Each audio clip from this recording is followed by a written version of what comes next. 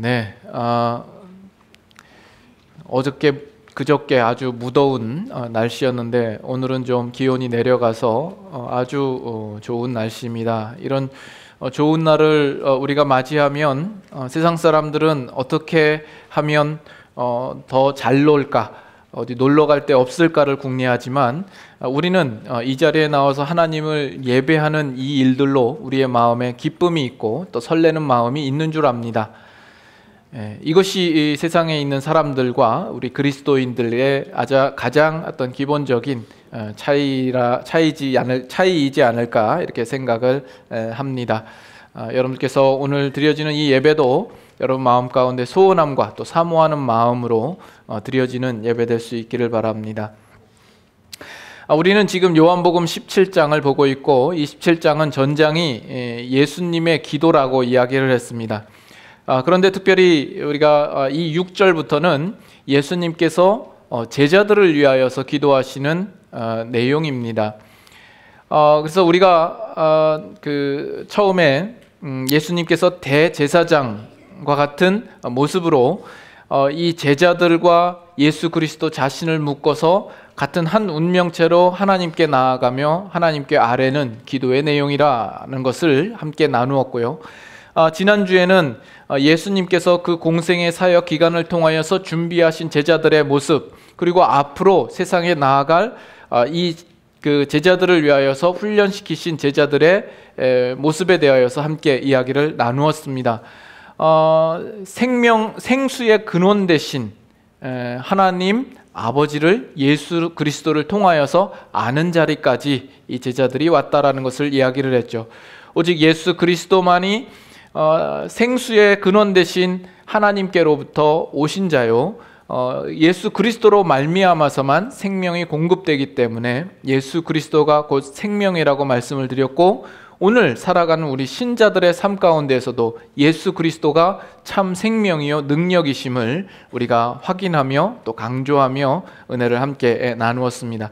오늘은 이제 이 세상에 남겨질 이 제자들의 사명에 대하여서 우리가 함께 이야기를 나누고자 합니다.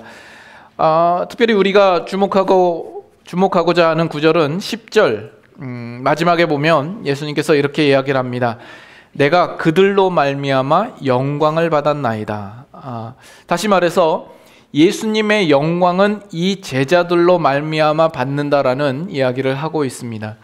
그렇다면 예수님께서는 이 제자들로 하여금 어떻게 영광을 받으시는 것일까 하는 것과 뿐만 아니라 이것을 오늘 우리 신자된 우리에게 적용할 때 우리는 어떻게 예수 그리스도께 영광되는 삶을 살 수 있을까라는 이 부분을 두고 여러분들과 함께 나누려고 하는 겁니다.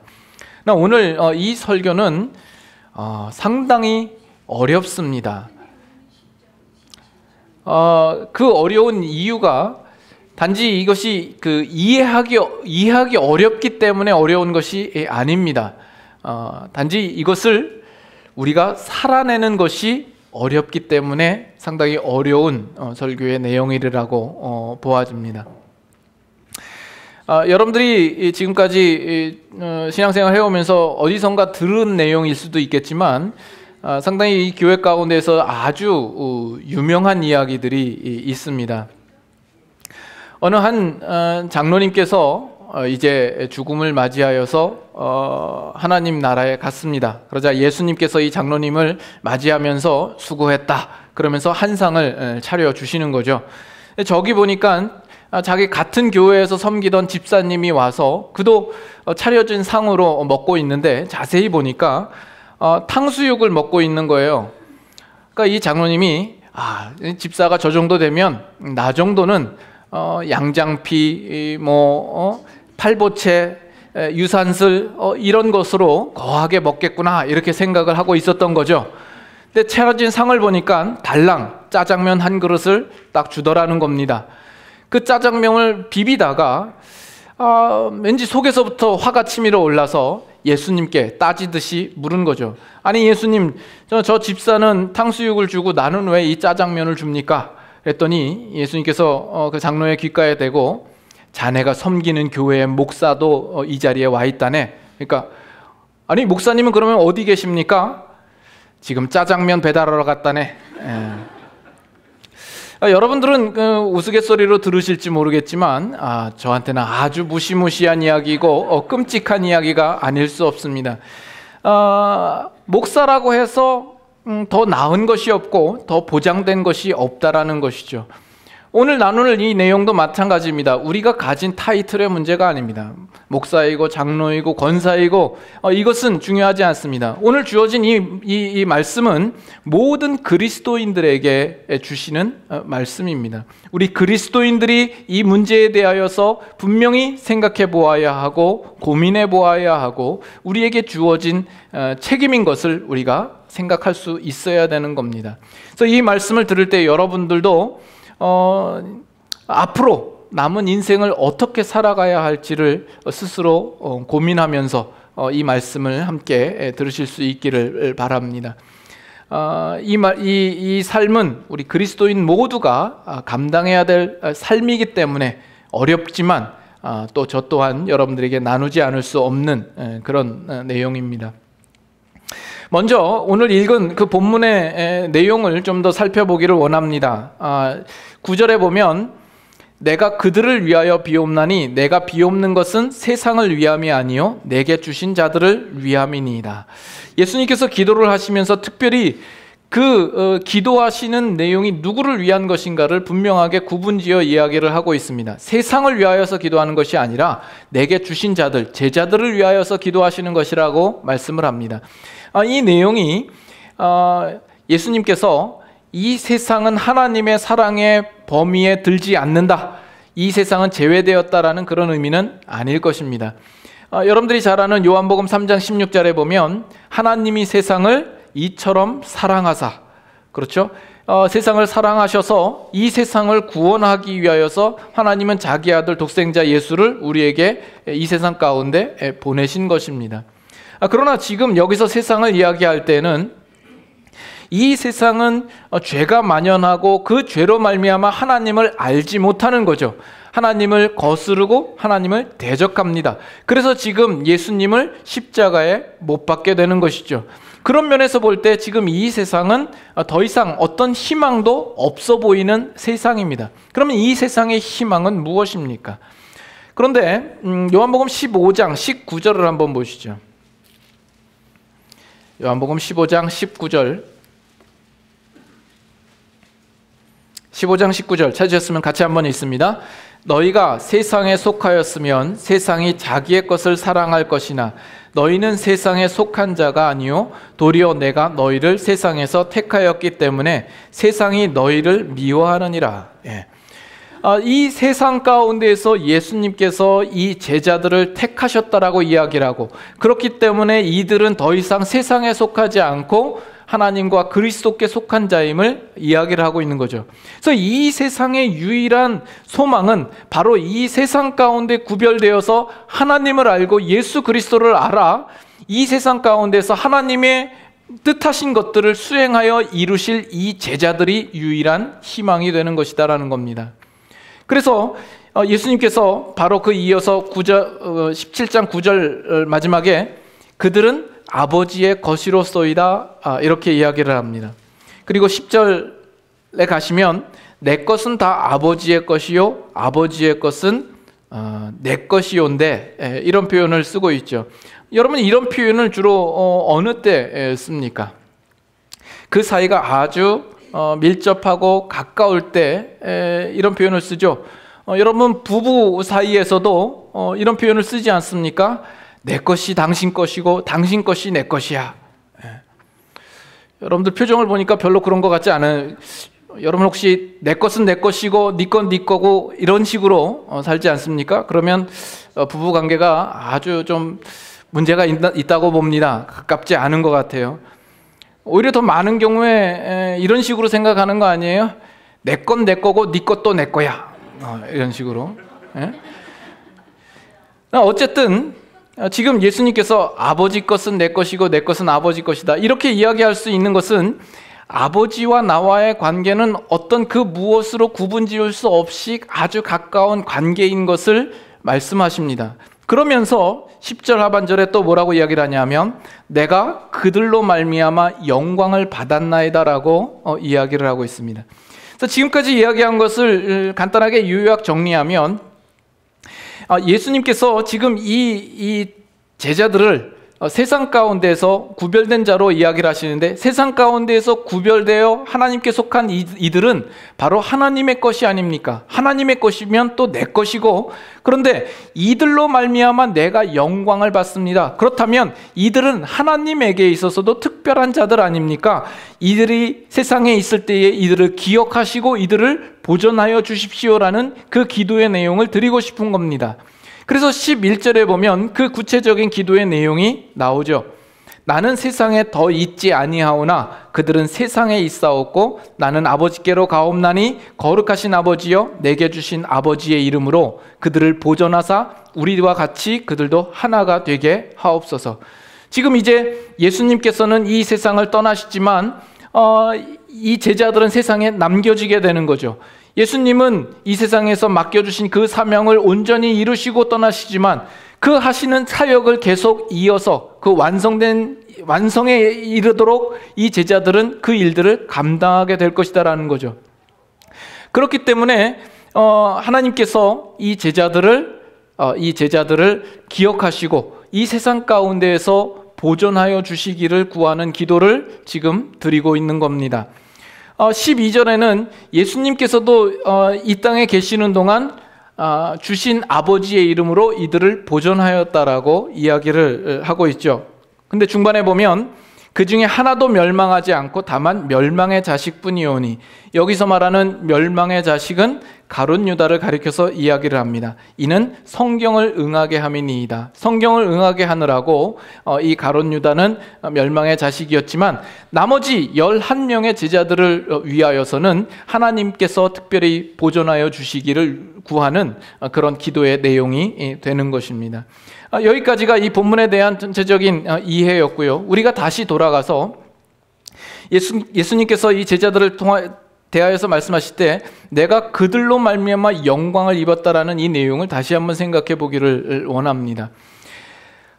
그렇다면 이 제자들을 통하여서 예수님께서 어떻게 영광을 얻으시게 되는 것일까요? 우리가 이것을 보기 위하여서 먼저 염두에 두어야 할 구절이 있습니다. 요한복음 17장 18절 한번 보시죠. 요한복음 17장 18절 찾으셨으면 다 같이 함께 읽겠습니다.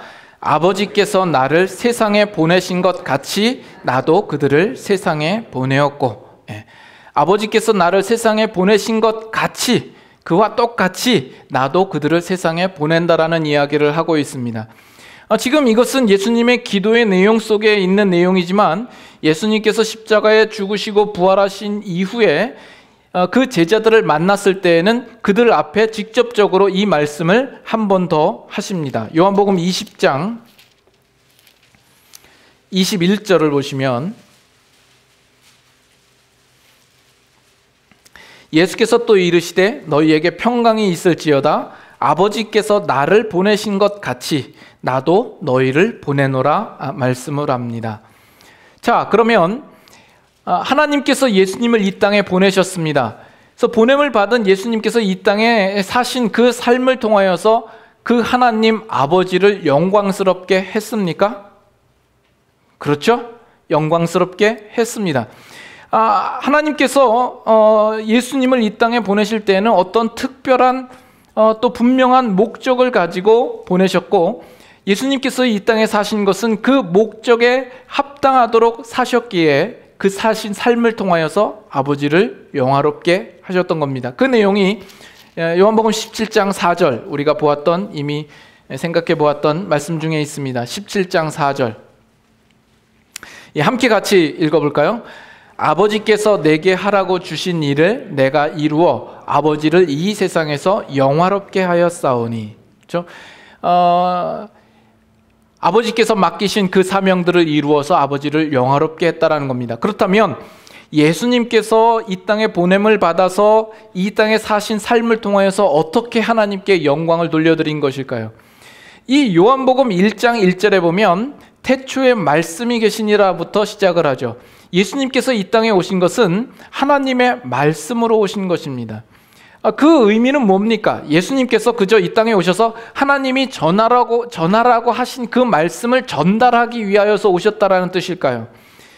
예수님이 말씀으로 오셨다라는 것은 예수님 자체가 하나님의 말씀이 된다라는 겁니다. 물론 그가 입으로 가르치는 말씀도 하나님의 말씀이지만 예수님께서 이 땅에 사실 때에 그의 인격과 성품과 그의 모든 행동, 일거수일투족과 그의 인생을 통하여서 하나님의 말씀이 되도록 사셨다라는 겁니다. 그래서 이 땅에 있는 사람들은 예수 그리스도를 바라봄으로써 바로 하나님의 말씀을 보고 읽을 수 있는 모습으로 오셨다라는 거죠. 그래서 예수님이 이 땅에 오신 것은 하나님 아버지를 계시하시기 위한 계시자로 오신 겁니다. 하나님의 영광을 드러내는 자로 오신 것이죠. 아무도 그 아버지 하나님을 본 자가 없습니다. 그런데 그 영광을 보니 아버지의 독생자의 영광이요 은혜와 진리가 충만하다라고 요한복음 1장에 기록되어 있는 것이죠. 또 예수님이 그 제자들 앞에 이야기를 할 때 나를 본 자는 아버지를 보았느니라 라고 이야기를 하는 겁니다. 그래서 예수님은 이 땅 가운데에서 아버지를 계시하고 나타내는 모습으로 쓰심으로써 아버지께 영광을 돌려드린 것이죠. 그리고 마침내 하나님의 뜻과 그 목적을 따라 자기 자신을 십자가에 내어주심으로써 그 일들을 온전히 이루어 하나님 아버지께 영광을 돌려드린 겁니다. 그 같은 방식으로 그 같은 목적으로 예수님께서는 이 제자들을 세상에 보내시고 있다라는 겁니다. 그렇다면 이 제자를 통하여서 받으시는 영광의 모습이라고 하는 것은 이 제자들의 인생과 삶을 통하여서 예수 그리스도를 드러내고 나타내는 것으로서만 그 영광이 되어지는 것이죠. 제자들이 이 땅 가운데서 사는 그 모든 삶과 그의 인생의 모습들을 통하여서 예수 그리스도가 누구이신가, 예수 그리스도의 모습이 어떠한가 하는 것을 이 제자들은 나타내는 것입니다. 여러분, 우리가 17장을 보고 있습니다만 요한복음 14장, 15장, 16장마다 예수님께서 이 제자들에게, 이 땅에 남겨질 제자들에게 오실 보혜사 성령에 대한 말씀들을 빼놓지 않고 하십니다. 그러면 그 성령이 이 땅에 오시는 목적이 뭡니까? 성령님께서 이 땅에 오셔서 감당하시는 가장 중요한 역할이 무엇이라고 했습니까? 기억이 안 나시는 것 같은데 우리가 복습의 차원에서 한 두 구절만 보도록 하겠습니다. 요한복음 15장 26절, 요한복음 15장 26절, 찾으셨으면 같이 함께 읽겠습니다. 내가 아버지께로부터 너희에게 보낼 보혜사 곧 아버지께로부터 나오시는 진리의 성령이 오실 때에 그가 나를 증언하실 것이요. 여기서의 나는 누구입니까? 예수 그리스도죠. 27절, 너희도 처음부터 나와 함께 있었으므로 증언하느니라. 16장으로 갑니다. 16장 13절, 16장 13절, 그러나 진리의 성령이 오시면 그가 너희를 모든 진리 가운데로 인도하시리니 그가 스스로 말하지 않고 오직 들은 것을 말하며 장래 일을 너희에게 알리시리라. 다 같이 읽습니다. 그가 내 영광을 나타내리니 내 것을 가지고 너희에게 알리시겠음이라. 15절, 무릇 아버지께 있는 것은 다 내 것이라. 그러므로 내가 말하기를 그가 내 것을 가지고 너희에게 알리시리라 하였노라. 성령님께서 이 땅에 오셔서 자의로 말씀하시지 않습니다. 성령님이 자기 자신을 나타내시기 위하여서 오시지 않습니다. 성령님이 이 땅에 오신 것, 그 철저한 그 사역은 바로 예수 그리스도를 나타내기 위하신 것이죠. 예수 그리스도의 가르치신 것을 알리시고 예수 그리스도를 증언하고 예수 그리스도의 영광을 나타내고 예수 그리스도의 것으로 알리시기를 원하시는 겁니다. 그래서 예수님께서 이 땅에 남겨질 그 제자들에게 성령을 약속하셨다라는 것은 이 제자들이 이 세상에서 예수 그리스도를 온전하게 분명하게 나타나도록 하시기 위하여서 성령을 허락하시고 있다라고 우리는 보아도 될 것입니다. 그래서 사도행전 1장 8절 여러분들이 잘 아시죠? 오직 성령이 너희에게 임하시면 너희가 무엇이 되리라? 내 증인이 되리라 라고 이야기를 하고 있죠. 성령이 오시면 이제 이 제자들은 예수 그리스도가 누구신가에 대한 영적인 조명을 얻게 되고 성령님의 도우심을 받아서 이제 그의 삶 가운데 예수 그리스도가 누구인지, 그가 하신 일이 무엇인지를 분명하게 나타내고 증거할 수 있는 그 일이 더욱 가능하게 되어진 것이죠. 우리가 내 증인이 되리라 라고 이야기를 하면 우리는 가장 많이 어떤 생각부터 하냐 하면 이제 예수 그리스도의 말씀을 우리가 전달하고 예수 그리스도를 선포하고 전도하는 그 내용으로만 생각하기 쉽습니다. 그러나 예수님의 말씀에 내 증인이 되리라 라고 했을 때에는 이 제자들의 정체성과 존재성의 문제로서 그들에게 부여하고 있는 증인입니다. 그렇기 때문에 단지 말로써 예수 그리스도를 증언하는 모습뿐만 아니라 이 제자들이 살아가는 그 모든 삶과 인생과 그의 인격과 성품과 그의 모든 행동을 통하여서 예수 그리스도를 나타내고 증명해내는 증인으로서 예수님께서 그들을 세우신 것이다라는 것입니다.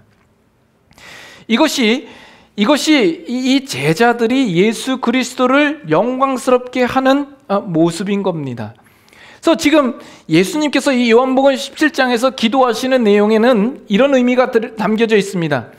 아버지, 내가 이 땅에 보내심을 받아서 주님의 뜻을 이루어서 아버지를 영화롭게 했습니다. 그러나 지금 이 세상은 예수 그리스도를 알지 못하고 이 예수 그리스도를 십자가에 못 박습니다. 예수 그리스도를 미워하고 그 그리스도를 어리석다라고 이야기를 합니다. 그렇다면 예수 그리스도께서 이 땅에 오신 그 중요성과 그가 하신 일의 내용과 그가 누구인지에 대하여서는 누가 전달할 것이냐라는 겁니다. 그 전달할 유일한 지금 그 사명을 가진 자는 이 제자들밖에 없는 것이죠. 그렇기 때문에 이 제자들을 두고 예수님께서 아버지께 구하는 겁니다. 주님, 이 제자들이 이 세상에 남겨질 것이고 이들을 통하여서 내가 영광을 받습니다. 이들의 삶을 통하여서 내가 누구인지, 내가 이 땅에 왜 와야 됐는지, 하나님의 뜻을 따라 어떤 일들을 행했는지 유일하게 전달할 제자들입니다. 그러므로 이 제자들을 이 세상 가운데 보존하여 주시옵소서, 이 제자들을 기억하여 주시옵소서 하는 그 내용으로서 하나님 앞에 기도하는 그런 내용입니다. 우리가 여기서 이제 보다 중요한 내용으로 우리가 들어가 보아야 합니다. 그렇다면 오늘 신앙생활을 하고 있는 저와 여러분, 우리 그리스도인들이 예수 그리스도를 어떻게 영화롭게 할 것인가 하는 이 문제입니다.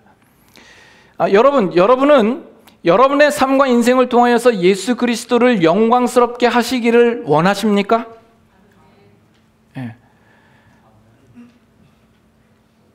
네, 10사람이 채 안 되는 것 같은. 여러분 그런 마음이 없으신가요? 여러분들의 삶을 통해서 예수 그리스도를 영광스럽게 하기를 원하십니까? 네. 우리는 이 제자들과 크게 다르지 않습니다. 우리는 이 세상 가운데 구별되어서 우리는 부름을 받은 자요, 또한 이 세상 가운데 보냄을 받고 있는 자들입니다. 우리는 예수 그리스도를 알고 성령의 간섭을 받고 있으며, 그렇기 때문에 이 세상 가운데 예수 그리스도가 누구인지, 예수 그리스도를 나타내는, 영광스럽게 하는 그 지위와 그 특권을 가진 자들입니다. 그리고 이것은 우리 모든 그리스도인들의 책임이 되어야 합니다. 그렇다면 과연 오늘 나의 인생을 통하여서 예수 그리스도가 영광을 얻으시고 있는가? 여러분들에게 묻겠습니다. 여러분 스스로에게 물어보십시오. 이것이 여러분 스스로를 테스트하는 질문이 될 수 있습니다. 여러분들은 내가 지금 나 된 것이 그리스도 때문이다라는 인상을 여러분 주위에 있는 사람들에게 주고 있습니까? 다시 한번요. 내가 지금 나 된 것이 예수 그리스도 때문이다라는 인상을 다른 사람들에게 주고 있느냐 말입니다. 만약에 그 인상을 다른 사람에게 주고 있지 못하면 우리는 그리스도를 영화롭게 하고 있지 못하고 있는 겁니다. 거봐요, 내가 어렵다고 했잖아요. 이제 어려워지기 시작하는 겁니다. 아니, 이 사람이 도대체 어떻게 된 사람이야? 이 사람에 대해서는 도대체 설명할 수가 없네? 라는 정도의 사람이 되어야 한다라는 겁니다. 이 사람의 정말 비밀스러운 것이, 그 안에 예수 그리스도께서 거하시기 때문이구나 라고 알아채기 전까지는 그 삶이 왜 그런지에 대해서 세상 사람들이 절대로 알 수 없는 그런 모습이어야 된다는 겁니다. 그럼 혹시 여러분의 삶이 주위 사람들에게 비춰지기를 저 사람은 종교에 관심이 많은 사람이구나 정도로밖에 비춰지고 있지는 않습니까? 우리는 그리스도인이 아니면서 그저 종교에 관심이 많은 사람일 수 있습니다.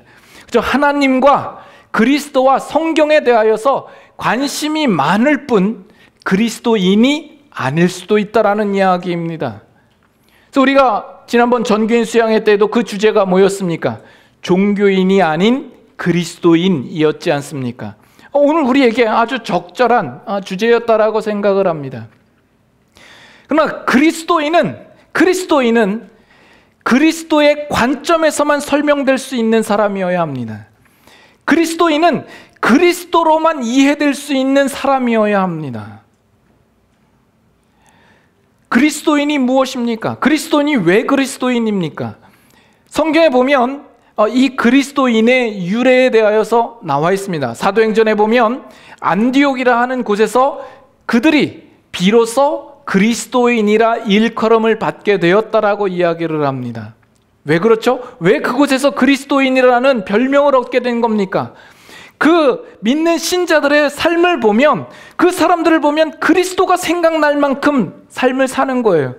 그들의 삶이나 인격이나 행동하는 걸 보면 꼭 그리스도를 닮아 있고 꼭 그리스도처럼 생활을 하거든요.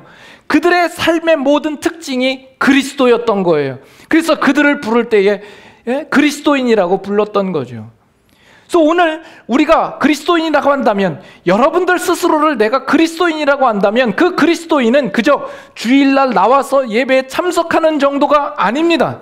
그저 밥 먹을 때 식사기도 하는 정도, 그냥 성경책을 읽는 정도, 그 정도가 아닙니다.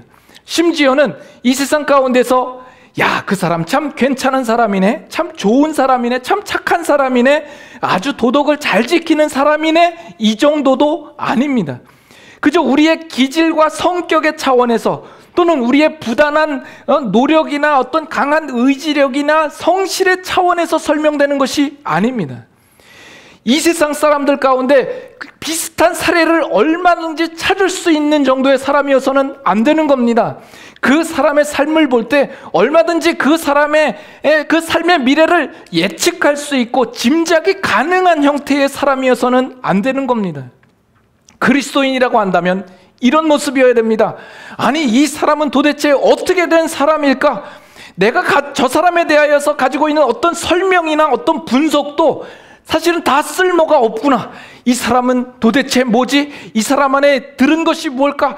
이 사람은 정말 특별한 사람이네. 그 이유가 뭘까? 우리를 보는 사람들로 하여금 정말 신비롭게 여겨지며, 이 사람이 어떻게 이럴 수 있을까 궁금증을 자아내며 고개를 갸우뚱하게 만드는 그런 모습이어야 합니다. 오늘 이 현대를 살아가는 많은 그리스도인들의 모습을 보면 전혀 그런 것이 없죠. 세상 사람들과 하나도 다를 것이 없는 모습처럼 되어버렸습니다. 그 신자라는 삶을 보면 충분히 예상할 수 있고 충분히 짐작할 수 있는 삶의 모습인 거죠. 부끄러운 일이지만 오늘날 많은 교회 목사들도 보면, 종종 교회 목사들도 이 땅에서 사는 삶이 성공을 위하여서, 명예를 위하여서, 자기 이름을 내세우기 위하여서 살아가는 그런 모습의 목사들이 얼마나 많은지, 몇십억의 연봉을 받고 또 몇백억의 횡령의 이야기가 사회 속에서 오고 가는 그런 일들을 보면 얼마나 정말 안타까운지 모릅니다. 오늘 우리 신자들의 모습들도 바라보면 전혀 예수 안 믿는 세상 사람들과 전혀 다를 것이 없는 거죠. 믿지 않는 사람들이 우리의 모습을 보면 전혀 궁금하지가 않아요. 뻔한 인생을 살고 있거든요. 우리 신자의 인생 속에서 뭐 어떤 비밀스러운 것이 있어 보이지 않고, 뭔가 감추어진 것이 있어 보이지 않고 전혀 궁금하지 않아요. 오히려 아이고 기독교니 어련하겠어 라는 정도의 평가밖에 못 받는 그런 시대 속에 우리가 있다라는 겁니다. 그런 우리들의 모습이 있다라는 겁니다. 예수님께서는 이 땅에 오셔서 그의 인격과 그의 삶과 그의 행하시는 모든 일들을 통하여서 아버지를 나타내고 영광스럽게 하신 모습이었습니다. 그래서 예수님께서 사시는 그 당시의 사람들은 예수님의 모습을 보고 당혹스러움을 감출 수가 없었던 겁니다. 아니, 우리가 지금까지 이런 권위 있는 가르침을 들어본 적이 없도다. 저가 뉘기에 바람과 바다도 순종하는 거. 어쩌면 오늘 우리 살아가는 우리 신자들의 모습 속에 이런 모습이 나타나야 합니다. 이런 반응이 우리를 보는 사람들 속에서 나타나야 합니다.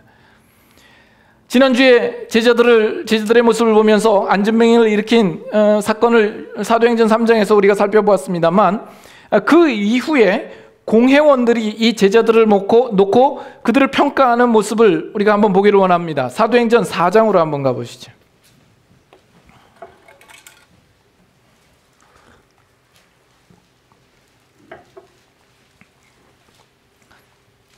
사도행전 4장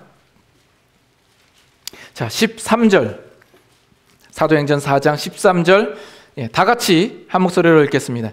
그들이 베드로와 요한이 담대하게 말함을 보고 그들을 본래 학문 없는 범인으로 알았다가 이상히 여기며, 또 전에 예수와 함께 있던 줄도 알고, 또 병 나은 사람이 그들과 함께 서 있는 것을 보고 비난할 말이 없는지라. 그 공회원들이 제자들을 보고 어떻게 여깁니까? 기이 여기는 거죠. 이상하게 여기는 겁니다. 그 학문 없는 범인들인데 그들이 담대하게 말하는 모습을 보고 그들은 너무나도 그것이 이상하게 여긴 것이죠. 그 공회원들이 유일하게 그들이 가지고 있는 그 발견한 유일한 것은 뭡니까? 그들이 예수와 함께 있었던 자였다라는 것. 이것밖에 더 이상 더 발견한 것이 없는 거예요. 그들은 이해가 되지 않는 겁니다. 그런데 그들 앞에는 지금 병 나은 사람이 놓여 있는 거예요. 앞뒤가 맞지 않는 거예요. 그들이 생각하고 있는 이 사람, 이런 일이 일어날 수 없는데, 다만 우리가 아는 것은 그들이 예수 그리스도와 함께 있었다라는 이것밖에는 더 이상 말할 것이 없는 것이죠. 그래서 18절을 보시죠. 18절에 보면 그들을 불러 경고하여 도무지 예수의 이름으로 말하지도 말고 가르치지도 말라, 이렇게 일컫는 겁니다. 초대교회 성도들이 그들이 거듭나고 하나님의 은혜를 깨닫고 나서 그들의 삶 가운데 일어난 변화가 뭡니까? 서로 물건을 통용하는 거죠. 자기의 재산을 누구도 자기의 것이라고 이야기하지 않고 각 사람의 필요를 따라서 나누어 주는 것이죠. 사람이라고 한다면 누구든지 그 재물을 움켜잡으려고 하고 좀 더 욕심을 내서 그것을 차지하려고 할 터인데, 이들은 오히려 반대가 되어서 그 물건을 자기 것이라고 여기지 않고 그 물건을 나눠줄 수 있었다는 겁니다. 그들의 삶에 그와 같은 삶을 가질 수 있었던 이유는 무엇입니까? 그 안에 그리스도 때문이죠.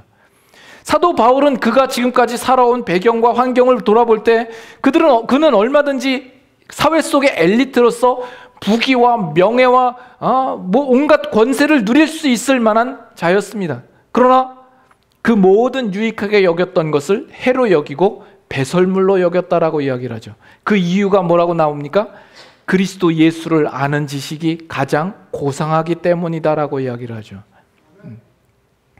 이것이 사도들과 그 제자들이 예수 그리스도를 영화롭게 한 삶입니다.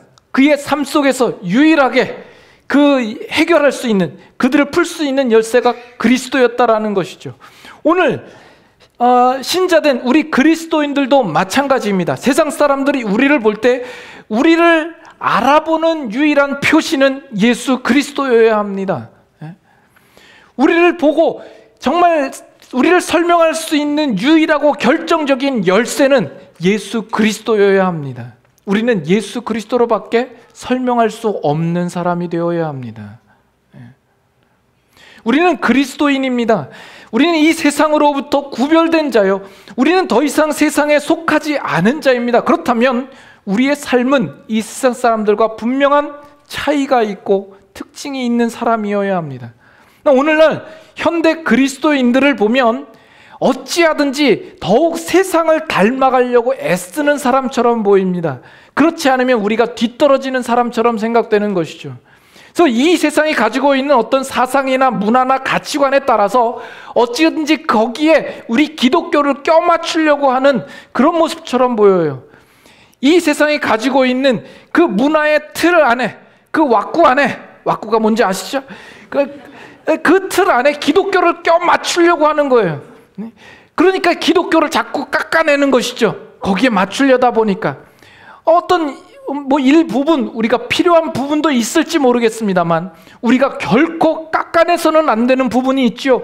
양보해서는 안 되는 부분이 있죠. 그런데 그것 생각하지 않고 이 세상의 범위와 테두리 안에 이 기독교를 맞추기 위해서 깎아서 거기에 껴 맞추는 식으로 오늘날 기독교가 변해가고 있는 것 아닌가라는 그런 우려 가운데 있습니다.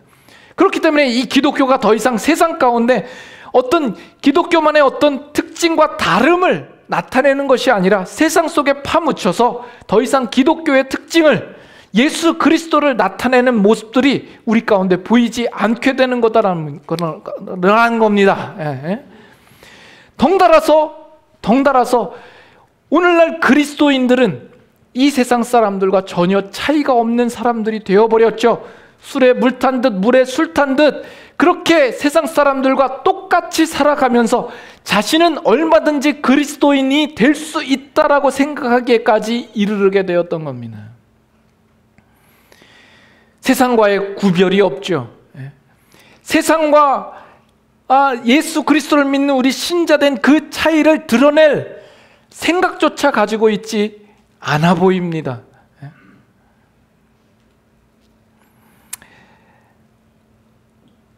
우리는 세상 사람들처럼 대충 살고 있지 않는가 모르겠습니다.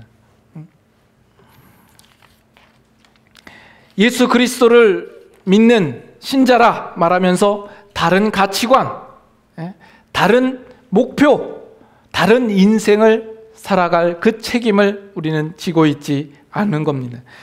다른 사람이 가지지 못한 것을 우리가 가졌다라는 그 인식을 가지지 못하며 우리는 거기에 대하여서 무지한 것이죠.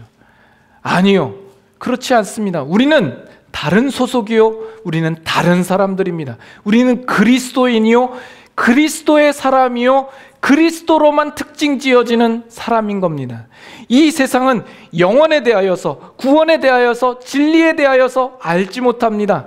우리는 그들 앞에 예수 그리스도를 나타내며 분명히 예수 그리스도 안에 그 답이 있다라는 것을 알려줘야 할 그 책임이 우리 가운데 있는 겁니다. 그렇기 때문에 단순히 여러분들이 나가서 구원 받으셨습니까? 예수님 믿으십니까? 이 정도로만이 아니라 거기에 더 나아가서 여러분의 삶을 통하여서 인격과 성품을 통하여서 예수 그리스도를 나타내는 삶으로 사셔야 되는 겁니다.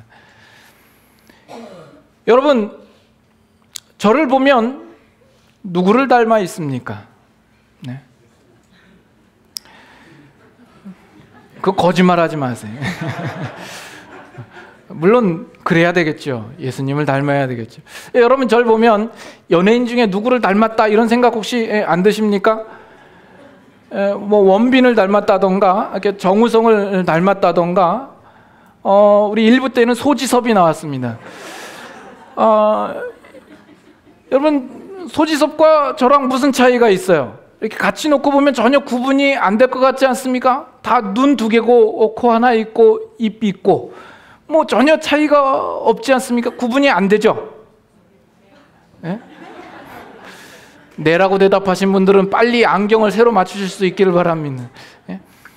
그러나 분명히 차이가 있죠. 특징이 있죠. 같은 사람이라도 몇백 명이 모인 사람 속에서도 여러분들은 안 목사가 누구인지를 금방 찾아낼 겁니다. 왜 그렇죠? 제가 가지고 있는 특징이 있잖아요. 남들이 가지지 못한 저만의 특징이 있기 때문에 여러분 아는 것 아닙니까? 우리 그리스도인들은 그리스도의 특징을 모두가 가지고 있는 사람들입니다. 이 세상에 많은 사람들이 있다 할지라도 그 가운데 그리스도인은 그리스도인으로서 분명히 알아볼 수 있을 만한 특징이 우리 가운데 있어야 되는 겁니다. 우리는 이 세상 가운데에서 그리스도를 나타내는 그리스도의 편지로 서 있는 겁니다. 고린도 후서 3장 보겠습니다.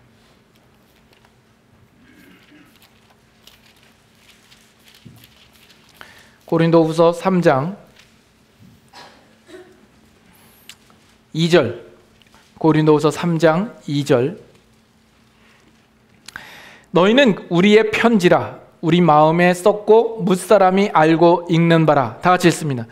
너희는 우리로 말미암아 나타난 그리스도의 편지니 이는 먹으로 쓴 것이 아니요 오직 살아계신 하나님의 영으로 쓴 것이며 또 돌판에 쓴 것이 아니요 오직 육의 마음판에 쓴 것이라.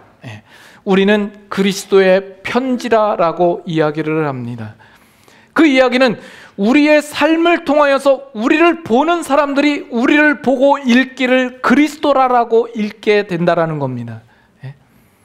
안창민이라고 쓰고 그리스도라 읽는 거죠. 여러분들의 살아가는 여러분의 삶을 통하여서 지금 여러분들의 삶은 그 뭔가를 쓰고 있는 겁니다. 그것이 그리스도의 편지여야 됩니다. 세상 사람들 앞에 그리스도를 나타내는 편지의 모습으로서 여러분의 삶을 사셔야 되는 겁니다. 뿐만 아니라 2장 15절 봅니다. 2장 15절 같이 한번 읽습니다. 우리는 구원받는 자들에게나 망하는 자들에게나 하나님 앞에서 그리스도의 향기니. 우리는 또한 그리스도의 향기가 되는 겁니다. 여러분, 향기는 모양이나 형태가 없습니다. 그러나 거기에 향기가 있는 거죠.